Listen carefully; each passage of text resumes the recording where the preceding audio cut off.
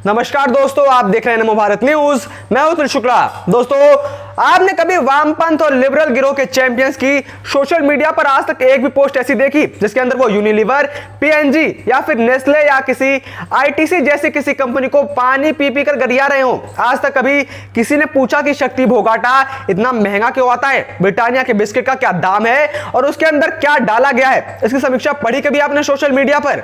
नहीं पड़ी होगी, क्योंकि ये सब विदेशी कंपनियां जो ठहरी हैं और विदेशियों के तलवे चाटना तो वामपंथ और सो कॉल्ड वोक लोगों का पहला काम जो है। लेकिन वहीं जब एक राष्ट्रवादी बाबा शून्य से उठकर इन बड़ी बड़ी मल्टीनेशनल कंपनी को धूल चटा देता है तो मानो पूरा लेफ्ट गिरोह का सीना फट जाता है। ये सो कॉल्ड लोग रुंदन करने लग जाते हैं कि बाबा तो व्यापारी हैं। अरे तो दिक्कत क्या है? कम से कम देश का पैसा तो देश में है ना। कम से कम पतंजलि से यह तो श्योरिटी है कि उसका पैसा देश की राष्ट्रवादी विकास नीतियों में खर्च होगा, ना कि किसी देश में भारत की साजिश रच रहे आतंकियों के भरण पोषण में तो पैसा नहीं जाएगा। और शायद इन्हें दिक्कत भी मात्र इसी वजह से है। खैर, एक कहावत है कि हाथी आगे बढ़ता जाता है और कुत्ते भौंकते रहते हैं। चाहे ये लोग कितना भी रुंदन कर ले, कितना भी विलाप कर ले, अपने हाथों की भले ही चूड़ियां फोड़ ले, बाबा को तो रोक नहीं पाएंगे। और अब इन्हीं बाबा रामदेव ने कुछ ऐसा कर दिया जिसकी वजह से आज ज्यादातर वामपंथियों के घरों में मातम मनाया जाएगा। अब आखिर क्या है पूरा मामला, उसको जानने के लिए आप इस वीडियो को पूरा अंत तक देखते रहिए।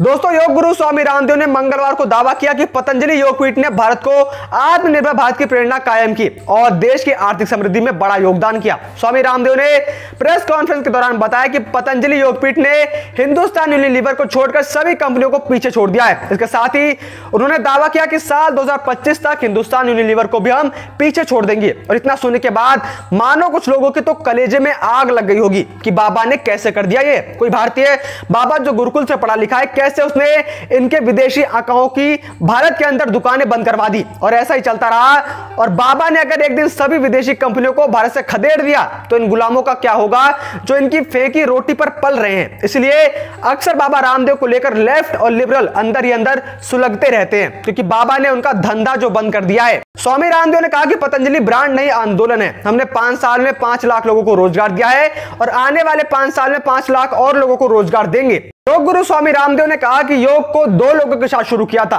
और आज इसे 200 देशों तक पहुंचाया है। उन्होंने आगे बताया कि योग ने असाध्य रोगों को ठीक किया है और आज दुनिया का एक बड़ा तबका योग से जुड़ चुका है। योग इस समय का सबसे बड़ा धर्म है। इसके साथ ही अभी बीते दिनों एक कथन बहुत वायरल हो रहा था कि बाबा तो अनपढ़ हैं, बाबा एलोपैथी पर सवाल कैसे उठा सकते हैं, बाबा तो घास फूस और दकियानूसी के इलाजों पर विश्वास रखते हैं, उन्हें एलोपैथी के बारे में कुछ बोलने का हक ही नहीं है। यानी बाबा एलोपैथी को लेकर उन्होंने एक बयान दिया था, लेकिन सो कॉल्ड राष्ट्रवादी उससे ऐसे चिढ़ गए थे कि मानो उन बाबा ने उनके बाप को कुछ कह दिया हो। तब ये लोग बाबा को बड़ा ट्रोल कर रहे थे, लेकिन अब बाबा ने इन सभी के मुंह पर एक जोरदार तमाचा जड़ दिया है। बाबा रामदेव ने अब 100 से ज्यादा रिसर्च बेस्ड दवाइयां भी बना ली है। दरअसल स्वामी रामदेव ने बताया कि मुझे गर्व है कि 100 से ज्यादा रिसर्च और एविडेंस आधारित औषधियां मैंने बनाई। इसके साथ ही परंपरागत सांस्कृतिक औषधियों को भी बरकरार रखा। इस काम में हमारे करीब 500 वैज्ञानिकों की टीम है। इसके साथ ही पतंजलि की आगे की भूमिका बताते हुए स्वामी रामदेव ने बताया कि आगे हमारा फोकस रिसर्च,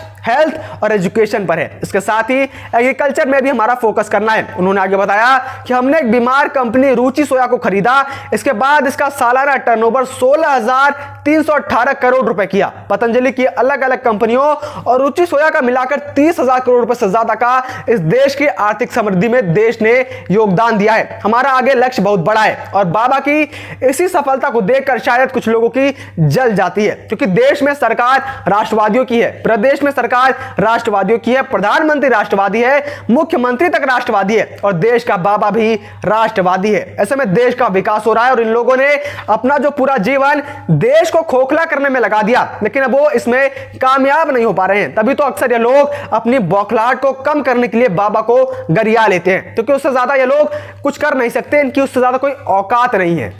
अक्सर ये लोग दिन रात बाबा रामदेव के एक प्रोडक्ट की समीक्षा करते हुए दिख जाएंगे ताकि बाबा को नीचा दिखाने का कोई तरीका मिल जाए। जब बाबा ने कोरोनिल लॉन्च की थी तो पूरी मेडिकल इंडस्ट्री का अस्तित्व खतरे में आ चुका था, लेकिन अपने अस्तित्व को बचाने के लिए इन्होंने अपनी पूरी एड़ी चोटी का जोर लगाया कोरोनिल को बैन करवाने में, लेकिन सिर्फ विज्ञापन पर ही रोक लगा पाए थे, बिक्री तो कभी रोक लगा नहीं पाए, क्योंकि बाबा ने सभी नियमों का पालन जो किया था। ऐसे में सिप्ला जैसी मेडिकल इंडस्ट्री, यूनिलीवर और आईटीसी जैसी कंपनियां बाबा को गाली बके तो समझ भी आता है कि बाबा उनका मार्केट खा गए। लेकिन ये जो 100 रुपए की दिहाड़ी पर जो ट्वीट करते फिरते हैं, दिन रात बाबा को गरियाते फिरते रहते हैं, बाबा ने इनका क्या ले लिया, इनको सिर्फ बाबा से ही क्यों एलर्जी है? क्या बाबा व्यापारी हैं? यह वजह है क्या बाबा की पतंजलि करोड़ों का टर्नओवर हर साल कर रही है उससे प्रॉब्लम है, या फिर बाबा देश का विकास कर रहे हैं उससे समस्या है? अगर ऐसा है तो सचिन तेंदुलकर और महेंद्र सिंह धोनी जैसे लोग भी तो खाकपति से अरबपति हो गए सिर्फ कोक और पेप्सी का विज्ञापन करके। खाकपति से अरबपति हो जाने के लिए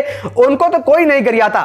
सो कॉल्ड राष्ट्रवादियों का सारा नजला सिर्फ बाबा रामदेव पर ही क्यों गिरता है? एंटरप्रेन्योर हो जाना इतना बुरा है क्या? अपने ही देश में एक स्वदेशी कंपनी खड़ी करके देखते देखते सिर्फ 10 सालों में यूनिलीवर और नेस्ले जैसे मल्टीनेशनल कंपनियों को धूल चटा देना इतना ज्यादा बुरा है क्या? पतंजलि के बारे में इतना तो तय कि इसका पैसा किसी राष्ट्रद्रोही गतिविधि में खर्च नहीं होगा, इसमें किसी दाऊद इब्राहिम या तेलगी का पैसा नहीं लगा है। कल को यदि पतंजलि अरबों करोड़ की कंपनी बन जाए तो क्या राष्ट्रीय गौरव का विषय नहीं होगा? इससे पूरे विश्व में भारत की साख तो बढ़ेगी, साथ में आत्मनिर्भर भारत और भी मजबूत होगा। लेकिन एक स्वदेशी कंपनी के प्रति अपने लोगों का यह दुराग्रह क्यों? एक भारतीय व्यक्ति विदेशी कंपनियों के लिए कंपटीशन पैदा कर रहा है, उन्हें लूटने नहीं दे रहा है, दाम कम करने पर मजबूर कर रहा है, तो सभी को दिक्कत क्यों हो रही है? ये बुद्धिजीवी जिस थाली के अंदर खाते हैं उसी के अंदर छेद करते हैं। विदेशी कंपनियों की दलाली में भारतीयों को आगे बढ़ने नहीं देना चाहते, इसी कारण दुष्प्रचार करते हैं। लेकिन कहते हैं ना कि सच परेशान हो सकता है लेकिन पराजय नहीं, और रामदेव के साथ भी यही हुआ।